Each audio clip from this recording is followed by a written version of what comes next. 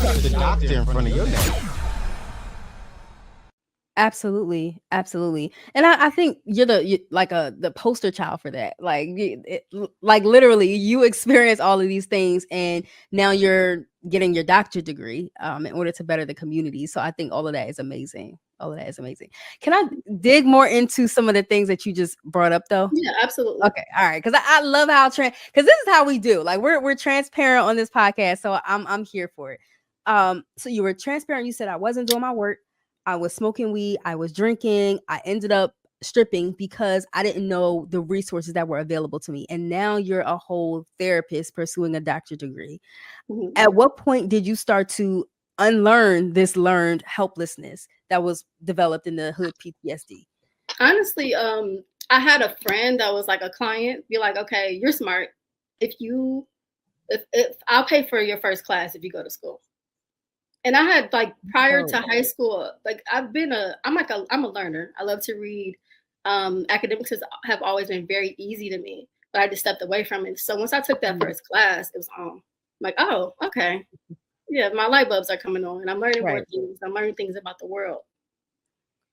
It sounds like you're describing basically just being a product of someone who had an opportunity presented in front of you. Yeah. Okay. How can we like the hood PTSD is real. And I'm so happy you coined that term since because I'm literally going to start using it. I'm going to definitely give you props, but I'm going to definitely start using that. Like hood PTSD is something that we encounter living in cities. Like I live in downtown DC. Like this is something we see every day. How can we start to provide people with like opportunities so that they can kind of get on a better path of learning and unlearning? I mean, I think that people who have had the opportunity to succeed, to have some upward mobility, or just were born into that, have to use themselves as a resource. Yeah. When I think about hood PTSD, it starts with like little Billy Bob in kindergarten who kept getting put out of school and now he don't like school. Mm-hmm. And that went to the school to prison pipeline. Like all of these things start with these little people that are trying to navigate. So I say mentorship, I say communication, I say like just being a actual resource. Yeah. I love what you're saying though. Mentorship and communication, I would say, are definitely key.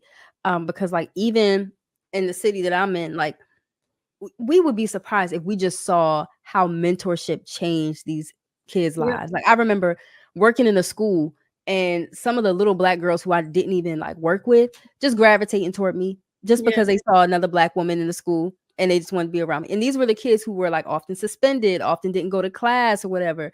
But because they saw me as that mentor figure, like they would just like gravitate toward us. And I think that's why like having more of us in the community is so important. Yeah, being a safe space matters. We don't have a lot of influence on what happens in somebody's home or happens in somebody's hood, but being in spaces where, like schools, where you have the most access to these kids, it's just showing up. You know, I talked about like the cure to trauma being healthy relationships. So that doesn't have to necessarily just be your family. That can be that one lady that you remember that cared that you ate that day. That cared that, you know, that you had clean clothes, or that just listened to you, or who didn't see you and treat you like you weren't enough. All of those little things, they matter. Okay, can you walk that back? Because you said that kind of fast and the people need to hear this. The cure to trauma is what? Healthy relationships. The doctor in front of